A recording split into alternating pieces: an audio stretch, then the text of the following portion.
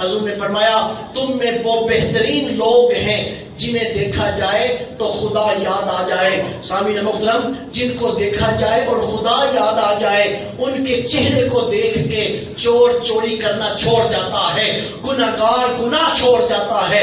حضرت بایزید بسطامی کو ایک چور نے دیکھا، آپ کے ہاتھوں کے اوپر اس نے توبہ طائب کی۔ آپ نے پوچھا کیا چوری کیا کرتا تھا؟ اس نے کہا حضور میں مردوں کا کفن چوری کرتا تھا اور چوری کر کے بازار میں بیچتا تھا۔ حضرت بایزید بسطامی نے کہا آج تک کتنے مردوں کا کفن چوری کیا؟ کہنے لگا حضور 1000 کی گنتی پوری ہو گئی، 1000 مردوں کا کفن میں نے چوری کر لیا ہے۔ آپ نے ارشاد فرمایا پھر ایک بات تو مجھے بتا، اس 1000 میں سے جب تو مردے کے پاس جاتا تھا کتنے لوگ تھے؟ 1000 میں سے کتنے تھے جن کا چہرہ قبلے کی طرف تھا؟ سامعین محترم، وہ چور کہنے لگا صرف اور صرف 1000 میں سے 2 بندے ایسے تھے جن کا چہرہ قبلے کی طرف تھا، باقی کا چہرہ قبلے سے پھیر دیا جاتا تھا۔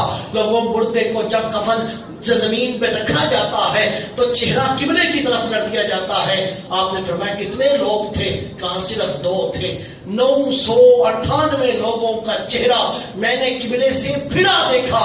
اس کی وجہ کیا تھی؟ آپ فرماتے تھے عبادت تو رب کی ہوتی ہے لیکن کرتے کسی اور کے لیے ہیں، کسی اور کے لیے کرتے ہیں۔ نماز ہے تو خدا کی لیکن پڑھتے ہیں لوگوں کو دکھانے کے لیے کہ لوگ نمازی کہیں، لوگ کہیں کہ بڑا متقی اور پرہیزگار ہے، کہ عبادت بندگی ہمارے سامنے خدا کا لیے ہے لیکن کرتے کسی اور کے لیے ہیں، جس کا نتیجہ یہ نکلتا ہے کہ قبلہ جب قبر میں رکھا جاتا ہے تو چہرہ ہی قبلے کی طرف نہیں رہتا۔